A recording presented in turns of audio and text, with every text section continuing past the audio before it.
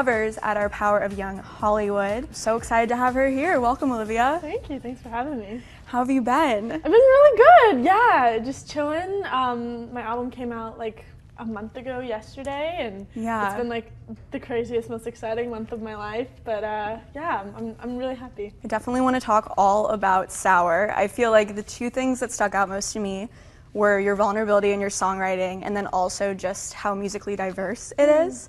So let's talk about the music first. When you were setting out to write it, what kind of made you want to involve all these different styles on the record? Yeah, I guess it was never like a conscious decision to be like, I'm gonna make a really diverse record. I think I just like listened to all different types of music, and I'm inspired by so many different genres of music that it just sort of happened naturally like that. The only thing that was like an actual like push for me, I guess, was I like love writing sad songs, and I love writing breakup songs. I literally like wrote breakup songs before I had ever like held a boy's hand or like ever, you know, even remotely dated someone. I'm just like obsessed with like that sort of sad ballad. I really didn't want the record to be all sad ballads, although I love them. So it was sort of like just me trying to be like, oh, I want to like make some stuff that's upbeat and without having to sacrifice like what I'm actually feeling. That's awesome. And the album begins with Brutal. And the first line that we kind of hear in the background is, I want it to be like messy, which I love. It's almost like a statement of intent in a way. Why include that in the beginning of that song? I love that, thank you. Yeah, it is sort of a statement of intent, and I think Brutal just as an opening song is very much like, this is what the album is going to be like, this is the state of mind I am in while I am writing this album. But actually the I Want It to Be Messy thing was sort of an accident. I wanted there to be like crazy weird drums at the end of Brutal, like it was sort of like falling apart. And so Dan was, my producer Dan was recording me like playing all these weird drums, and I couldn't get it right, and I was like, no Dan, like I want it to be like messy. And he just like sampled that and put it at the beginning, which I thought was so brilliant. So it was an accident, but yeah, I love that being the first line that you hear on the record, because I think it's so indicative of the record as a whole. Totally. And then, you know, the record is also very personal, you're very vulnerable on the record. And now that it's out, you know, how does it feel to have those emotions out there for everybody to listen to? Yeah, you know what? I mean, at times it's a little scary. I definitely talk about like my deepest, darkest secrets and insecurities on Sour, which is sort of strange to, you know, be like, here, you guys can have this. Like anyone who wants to listen to it can listen to it. It's really empowering seeing like girls online like react to a song like Enough for You or something, and be like, you know, that's exactly how I felt. You know what I mean? That makes me feel so seen and so much less alone, and just really cool. And yeah, I think it's a brave thing to sort of put out music like that, but I'm really happy that I did. Yeah, it's definitely brave. Yeah. Let's take it back all the way to the beginning. I want to hear about your musical upbringings. Like, what artists sort of inspired you to start songwriting in the first place? Yeah, I mean, we were just talking about how our parents always played No Doubt. Yes. Love Gun's Funny. At my shoot that I was just doing upstairs, we were just like blasting Return of Saturn. But yeah, I definitely grew up on artists like that, like alt rock 90s sort of bands. My parents love like Pearl Jam and the White Stripes and Green Day and stuff like that. My first concert was a Weezer concert. That's so cool. So my parents are like very in that sort of lane of music, but I also like really fell in love with like country music from a young age too. I think I really like the songwriting and storytelling of it. You know, maybe when I was so young I didn't really realize that that was what I liked, but yeah, so stuff like that. As you were growing up, how did songwriting kind of become an outlet for you? Yeah, it's sort of weird. I've always written songs. It's like always been a thing. There was never like a moment where I was like, I'm gonna start writing songs. Like literally I was like 4 years old, and my parents have like videos of me just like making up random stuff. And so it's always just been something that I did. I think it wasn't until I was like 9 or 10 years old or something like that where I learned how to play piano and learned how to do chords, and like actually started writing them down and recording them and like listening to them back and trying to get better. But yeah, it's always been a thing, and especially lately, you know, going through so much, like being an older teenager, there's just so many like weird feelings that go along with that, you know, don't really happen to you when you're like 10 years old. So yeah, writing about sort of growing up and, you know, first heartbreaks and, you know, lessons like that, that's been really helpful to have songwriting as an outlet. So you've been acting for a while on shows like Bizaardvark and High School Musical, the musical, the series. When you were growing up, did you want to be an actor or a singer first?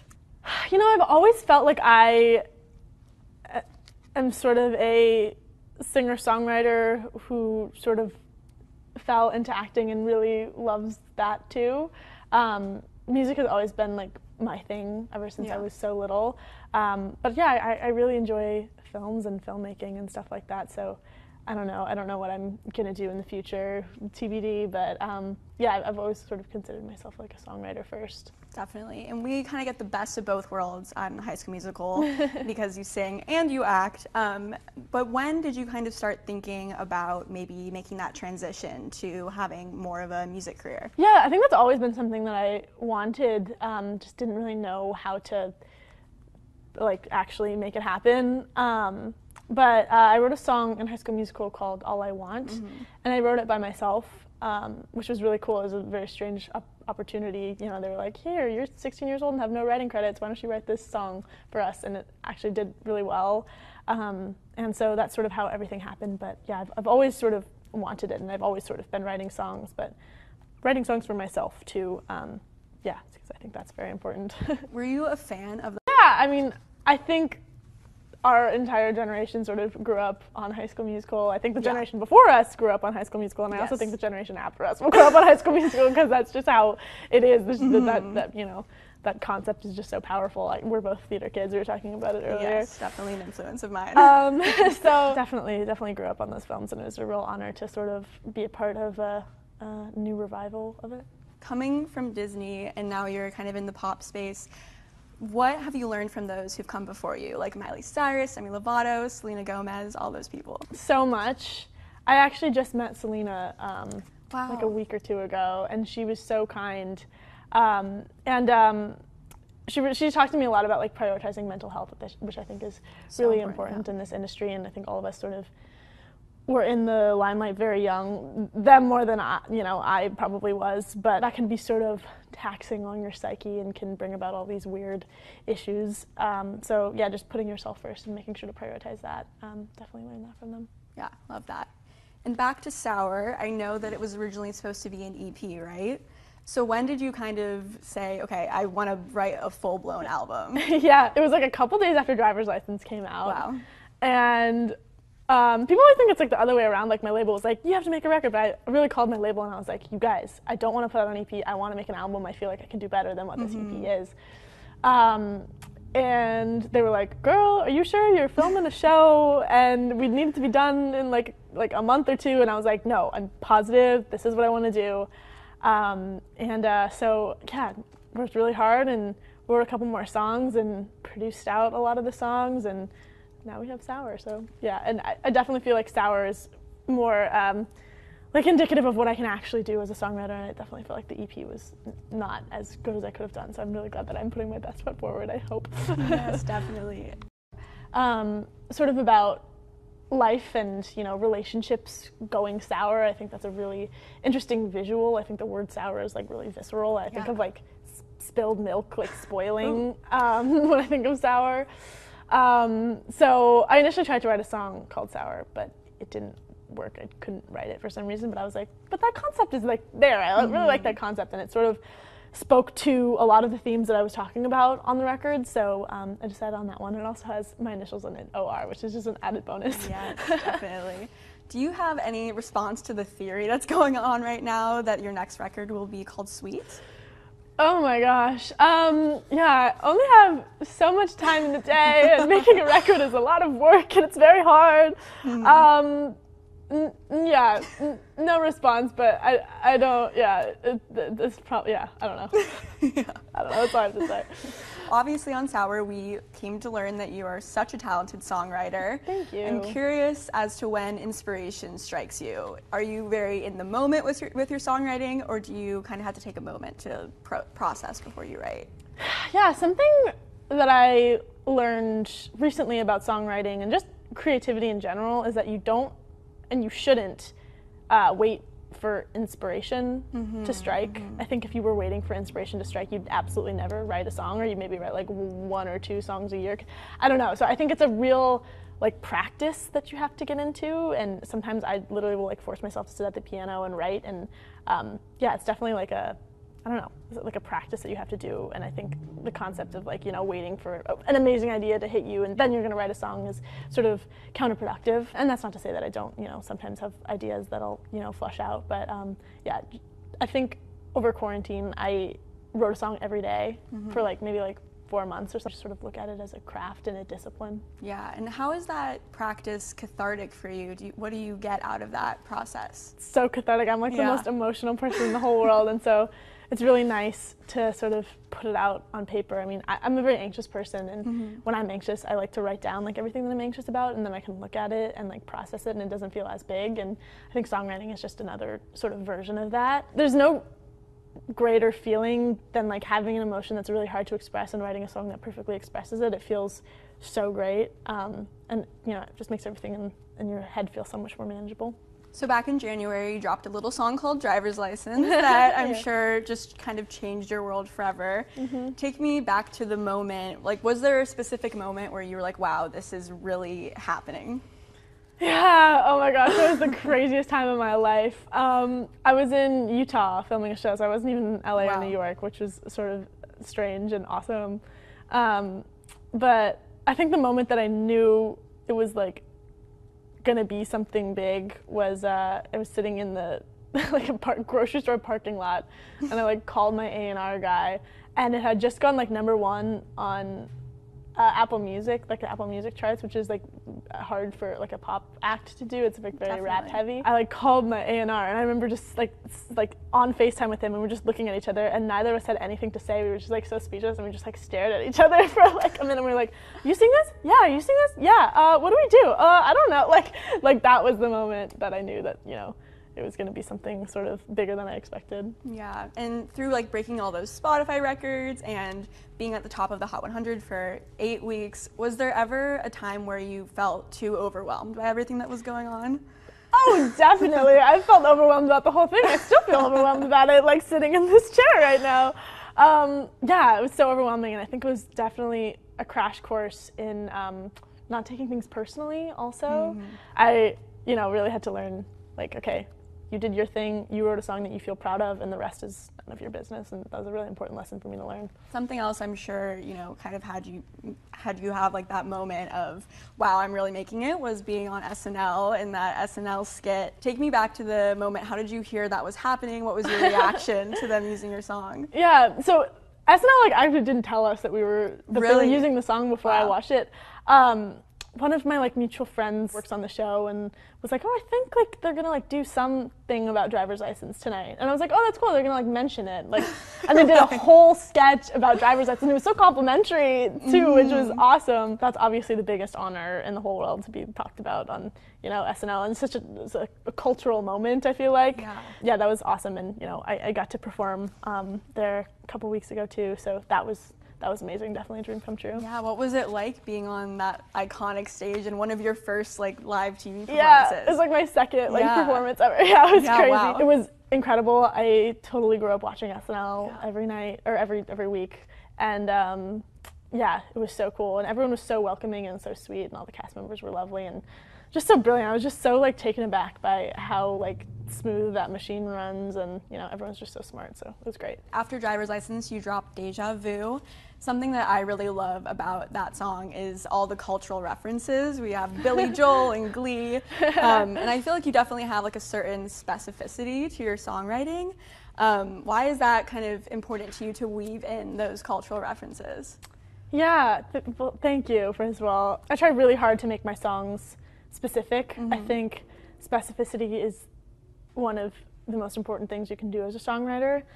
I love songs where you can listen to them and sort of feel like you're in another world, like feel like you're immersed in the songwriter's worlds, and the way you do that is, you know, through imagery and details and stuff like that. So yeah, it's an important part of storytelling for, you know, anyone, regardless of whether you write songs or stories or whatever. Details are always, you know, the things that draw people in. Are there any artists that you admire that also kind of use that same very specific style? Oh yeah. I don't know. I've been like listening to like a lot of like Lana Del Rey lately, and she's so specific. And she's like so specific with like weird things too, which I love. Or like Phoebe Bridgers is so specific, and it's so beautiful the way that she does it. Yeah, I love her. She's great. Good For You came out, and I feel like kind of flipped everything on its head sonically. You know, when you sat down to write that song, were there any of those influences kind of running through your head? And then how did you go about making it your own? I mean, I love pop punk, and I love grunge and I love rock, and I've, you know, grown up listening to those, so I think it's just, you know, natural that it sort of became infused in my music taste and the way that I made music. But yeah, it was very important to keep it sort of 2021, and that's something we worked very hard to do, is, you know, put my own fresh spin on it and make sure it sounded like me and not like I was trying to recreate someone else. So yeah, and I love that song. It was a fun one to make. Sour definitely spurred several trends on TikTok. I would say my favorite is probably using the lyric "like a damn sociopath" and kind of transforming and everything. When you were writing those lyrics, was there any thought in your head like these could go viral?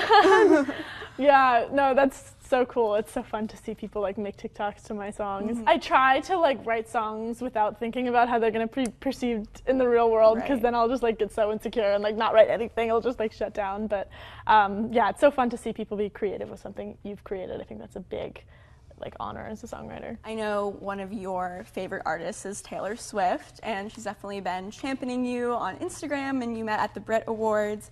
What's it been like for you to, you know, have somebody that you look up to so much give you that recognition? Yeah, I mean, it's incredible. You know, and I feel that way about so many other artists I did, you know, because the songs are like such like slices of my heart. Just to watch people be like so tender and loving with those slices of my heart was so cool, and I feel like very close to people who like listen to my music, because obviously my music is so vulnerable and personal, and I feel like they really like know me better than a lot of like people. So yeah, it's been really incredible, and just so grateful, and I hope that I get to like meet all of them in real life someday on tour. Yeah. And as somebody who, you know, started out as such a big music fan yourself, has going from a fan to an artist changed your perspective on how you engage with your fans? Oh my gosh. Yeah, a little bit. I identify as a huge fangirl though still. I'm a big fangirl even though I make music. Yeah. I'm a fangirl for life. Yeah, but it's I guess it's really cool to sort of have, you know, a fan base of people that I just like really enjoy. They're great people. The social media rollout of Sour, I feel like, was very, you know, instrumental in the process. I noticed you kind of threw out a couple Easter eggs out there. There was that one with the "Good for You," kind of teasing the date and the track number on the locker. Right. What has it been like for you to kind of plant those hints and watch people figure it out? Yeah, it's so much fun. Like I just like love doing like visual stuff with music. Like I grew up on a set. You know, like grew up acting, and you know, acting is wonderful, but you don't get to have a lot of like creative freedom. You know, you get a script and you say what's on the script and you wear what you're supposed to wear, and it's been really cool for me as an artist and a musician to sort of be able to like make whatever I want happen. You know, I'm like, oh, I want to like do like an Easter egg locker thing, and like there are people who can like help me do that, and you know, I want this to be the music video, and it can happen exactly the way that I picture it. So that's been really fun and one of the greatest pleasures of my job, I think. Yeah, and I also want to talk about persona. It's very Y2K. You have the butterfly logo, which I love. Thanks. And in the Good For You music video, you called back to several early 2000s films like Jennifer's Body and The Princess Diaries. So for you, how does kind of your style accentuate your artistry? Clothes and like visuals is just another aspect of storytelling, which I love storytelling. That's like always what I try to accomplish in every piece of art that I make. I'm also 18, and I truly like some days wake up and I'm like, I have no idea what my personal style is. Like, let's just like take it day by day. So that's also been, you know, part of it too, is, you know, recognizing that it's always going to change. Do you have somebody that you look up to as kind of a style icon or influence? I'm obsessed with Zoe Kravitz's style. I'm obsessed with Devin Carlson. I'm like wearing her shirt right now. Yeah, those two girls. I just love people who just like kind of have like weird, like edgy stuff. Speaking of kind of aesthetic, I'm assuming, you know, you're hoping to go on the road soon. Have you thought about like how you want that to look and feel? Oh my gosh, yeah. I love going to live shows, and the thought of like creating a live show experience for people is just so exciting to me. Definitely that's gonna happen very soon, and I'm so excited to dive into that stuff. Do you have a favorite lyric that you've written on Sour, and why is that your favorite lyric? Oh my gosh. I always say my two favorite lyrics are "Hope he took his bad deal and made a royal flush," and "I cross my heart as you cross the line." I don't know, that's just the two that I'm the most proud of, but Yeah, it's also fun to like have it come out and see what lyrics people gravitate towards, because you never know until it like comes out, so that's been a fun thing. I guess my last question would just be, is there anything that you can kind of tease for us about your next project or what you're looking to do in the future? I have no idea what my next project is going to be. I don't know what I'm eating for dinner tonight. Yeah. But I guess I'm just really excited for Sour to be out in the world. And yeah, I don't know what comes next, but I'm really excited for it. That's awesome. Well, thank you so much. Thank you. Loved having you here. Oh my gosh, it was an honor. Awesome. And stay tuned for the rest of Variety's Creators Fest.